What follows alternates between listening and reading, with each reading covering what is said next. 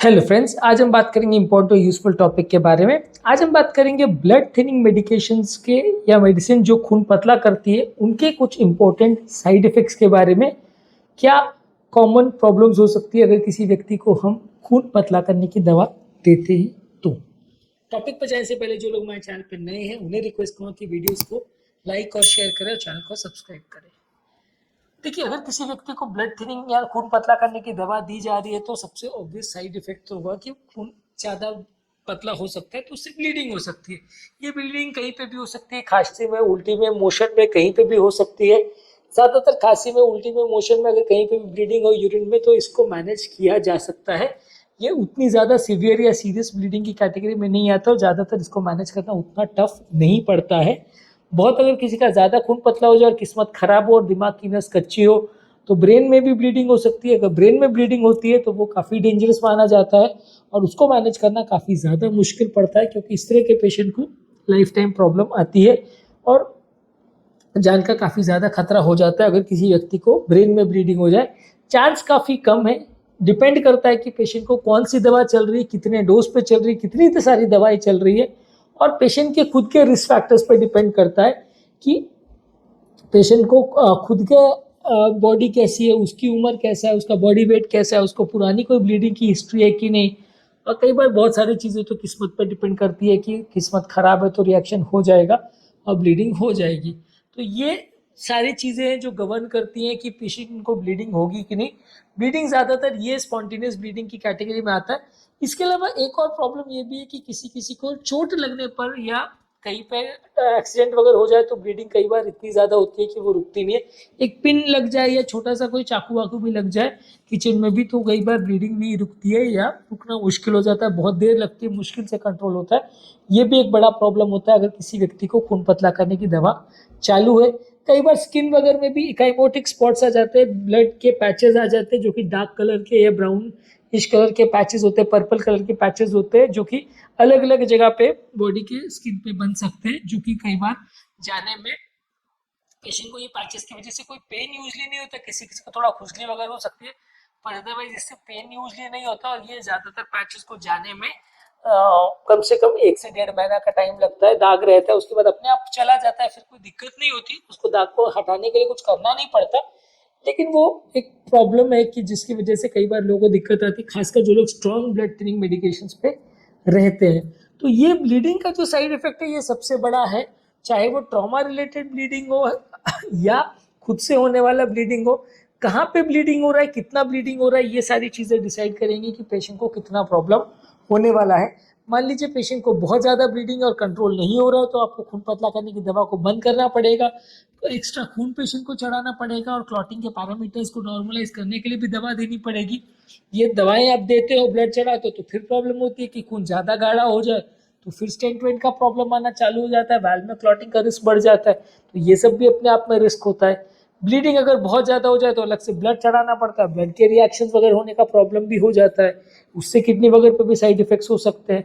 तो ये एक बहुत ट्रिकी इशू है कि अगर किसी व्यक्ति को खून पतला करने का दवा दिया जाता है तो ब्लीडिंग होना, जो कि बेसिकली वो जो काम कर रहा है उसका एक तरह से एक्सटेंशन है कि काम उसका खून पतला करना ही है लेकिन खून ज़्यादा पतला हो गया जिसकी वजह से लोग को ब्लीडिंग हो जाती है। उसको कई बार मैनेज करना मुश्किल पड़ता है क्योंकि ये सबसे कॉमन और सबसे मुश्किल प्रॉब्लम है। सब बातें इस चीज़ पर डिपेंड करती है कि कहाँ ब्लीडिंग हुई है, कितनी ब्लीडिंग हुई है, पेशेंट का बेसलाइन हीमोग्लोबिन कैसा है और वो ब्लीडिंग रुक पा रही है कि नहीं, दवाओं के साइड इफेक्ट से हो रुक पा रही है कि नहीं, और थेरेपी जब आप दे रहे हो तो वो थेरेपी का क्या साइड इफेक्ट्स हो रहा है इस पे भी। कि मान लीजिए आपने खून गाढ़ा करने का इंजेक्शन दिया और उससे क्लॉटिंग हो गया या स्टेंट में क्लॉटिंग हो गया तो भी परेशानी।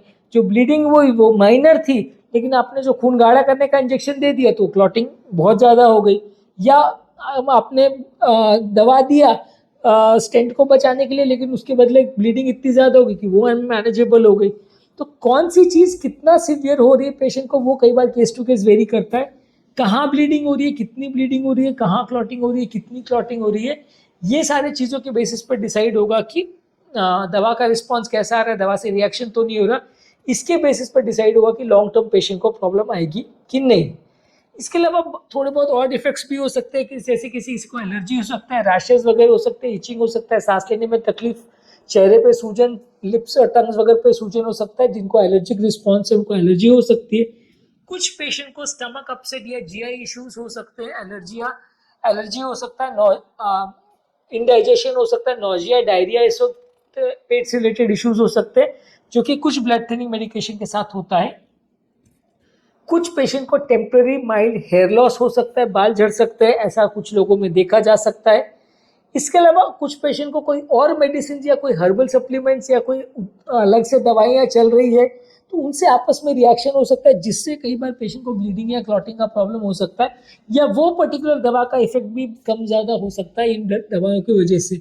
जैसे किसी दवा की वजह से कोई रिदम का प्रॉब्लम हार्ट में हो सकता है, किसी दवा से लिवर किडनी पर असर हो सकता है, कहीं और ब्लीडिंग वगैरह हो सकती है। तो ये सारे इंट्रैक्शन बाकी मेडिसिन से भी कई बार खून पतला करने की दवा का हो सकता है। इसके अलावा कई बार ब्लड थिनिंग मेडिकेशन की वजह से कई जगह ब्लड जमा हो जाता है, जैसे मसल्स के अंदर, या कोई इंजेक्शन मान लीजिए आपने दिया मसल वगैरह में, उसमें ब्लड जमा हो गया, कोई स्किन में इंजेक्शन दिया उससे ब्लड जमा हो गया, कोई पेशेंट को थोड़ी सी चोट लग गई तो वहाँ ब्लड जमा हो गया। कई हीमोफीलिया वगैरह इस तरह के पेशेंट्स में तो कई बार बिना चोट लगे भी जॉइंट्स वगैरह पे पूरा ब्लड भर जाता है। ब्लड थिनिंग मेडिकेशन के इफेक्ट पे भी कई बार ऐसा हो सकता है कि बिना चोट लगे भी जोड़ों में भी ब्लड भर जाता है, हीमार्थ्रोसिस बोलते हैं उसको, हड्डियों के अंदर ब्लड भर जाता है। तो ये सारे थोड़ा साइड इफेक्ट्स हो सकते हैं ब्लड थिनिंग मेडिकेशन की वजह से। इसलिए कैलकुलेटेड रिस्क लिया जाता है कि हार्ट अटैक या एंजियोप्लास्टी के बाद कुछ दिन तक पेशेंट को ज़्यादा स्ट्रॉन्ग मेडिसिन दिया जाता है, उसके बाद मेडिसिन का डोज कम कर दिया जाता है। क्योंकि ऐसा करने का रीज़न ये है कि स्टेंट और वाल्व में जो भी क्लॉटिंग होती है वो पहले 4-6 महीने में ही सबसे ज़्यादा होती है, उसके बाद उसका इफेक्ट होने का चांस काफ़ी कम हो जाता है। तो बाद में आप कंपेरेटिवली दवा का डोज अगर कम भी कर दो तो उतना ज़्यादा रिस्क नहीं होता जितना अर्ली पीरियड में होता है। तो इसलिए अगर आप पेशेंट को मेडिसिन दे रहे हो तो शुरुआती पीरियड में आप ज़्यादा मेडिसिन देते हो, फिर उसके बाद जब आपको लगता है कि हाँ अब प्रॉब्लम होने का चांस कम है तो आप मेडिसिन का डोज कम कर देते हो। कुछ लोग को बोन का लॉस या हड्डियों में से कैल्शियम भी कम हो जाता है, बोन की डेंसिटी कम हो जाती है, खासकर जिन लोग को हिपैरिन या वार्फरिन मेडिसिन चल रहे हैं, ये हड्डियों की डेंसिटी को कम करते हैं, हड्डी को थोड़ा वीक कर देते हैं, जिसकी वजह से लोग को हड्डियों में फ्रैक्चर्स या ऑस्टियोपोरोसिस हो सकता है। कुछ लोग को डर्मेटाइटिस या स्किन रिएक्शंस हो सकते हैं, जो कि कुछ एलर्जिक रिएक्शन की वजह से हो सकते हैं ब्लड थिनिंग मेडिकेशन के इफेक्ट से। कोई दूसरा प्रोसीजर अगर आप कर रहे हो, किसी को ब्लड थिनिंग मेडिकेशन है, मान लीजिए उसका कोई आपको आंख का सर्जरी करना है, दांत का सर्जरी करना है, ब्रेन का सर्जरी करना है, कोई और सर्जरी करना है, तो उसमें भी प्रॉब्लम हो सकती है कि सर्जरी करने में आपको इंटरफेरेंस हो सकता है ब्लड थिनिंग मेडिकेशन की वजह से। खून ज़्यादा पतला है तो ऑपरेशन के दौरान ब्लीडिंग हो सकती है, जिसको मैनेज करना मुश्किल हो जाए, और वो सर्जिकल साइट पे कई बार इतना ज़्यादा ब्लीडिंग हो जाए कि पेशेंट की उसकी वजह से भी जान जा सकती है, जो कि अपने आप में काफ़ी डेंजरस चीज़ माना जाता है। तो खून पतला करने की दवा से सर्जरी करना भी या कोई भी इमरजेंसी में ऑपरेशन करना भी मुश्किल हो जाता है। और कई बार ये सारी चीज़ों को मॉनिटर करने के लिए दवाओं के आपस में इफेक्ट हो रहा है कि नहीं, कोई फूड से चेंजेस हो रहे हैं कि नहीं, वो सारी चीज़ों को रेगुलर बेस पे आपको मॉनिटर करना पड़ता है। रेगुलर खून कितना पतला है वो चेक करने के लिए पीटी विद आईएनआर टेस्ट या एपीटीटी या ब्लीडिंग टाइम, क्लॉटिंग टाइम, ये सारे टेस्ट करने पड़ते हैं, जो कि अपने आप में कम्बरसम प्रोसेस है, लेकिन इनको रेगुलर करना पड़ता है ताकि आपको पता रहे कि खून कितना ज़्यादा पतला है और उसको और ज़्यादा पतला करने की ज़रूरत है या नहीं। पर्टिकुलर बीमारी के लिए जितना खून पतला करने की रिक्वायरमेंट है वो फुलफिल हो रही है कि नहीं उस पर्टिकुलर पेशेंट में, और बाद में उस हिसाब से डोज को आपको एडजस्ट करना पड़ता है। मान लीजिए खून ज़्यादा पतला हो गया तो डोज कम करना पड़ता है, खून कम पतला हो गया तो डोज ज़्यादा करना पड़ता है। तो ये आपको एडजस्ट करना पड़ता है रेगुलर बेस पे डोज मॉनिटरिंग करके। तो आज के टॉपिक में हमने बात करी कॉमन साइड इफेक्ट्स जो खून पतला करने की दवा से रिलेटेड है, उसका मैनेजमेंट का बेसिक स्ट्रैटेजी और इश्यूज पर हमने बात करी। टॉपिक एंड करने से पहले जो लोग हमारे चैनल पर नए हैं उन्हें रिक्वेस्ट करूँगा कि चैनल को सब्सक्राइब करें, वीडियोस को ज़्यादा से ज़्यादा लाइक और शेयर करें, और जो लोग हमारे चैनल पर ब्लड थिनिंग मेडिकेशंस या नेचुरल ब्लड थिनर्स पर वीडियोस देखना चाहते हैं, ब्लड थिनिंग मेडिकेशंस के दूसरे इफेक्ट्स पर वीडियोस देखना चाहते हैं, कौन कौन से ब्लड थिनिंग मेडिकेशंस अवेलेबल है, वो सारे वीडियोस हमने हमारे चैनल पर ऑलरेडी कर रखे हैं। इनका लिंक मैं कमेंट सेक्शन और डिस्क्रिप्शन बॉक्स में छोड़ दे रहा हूँ।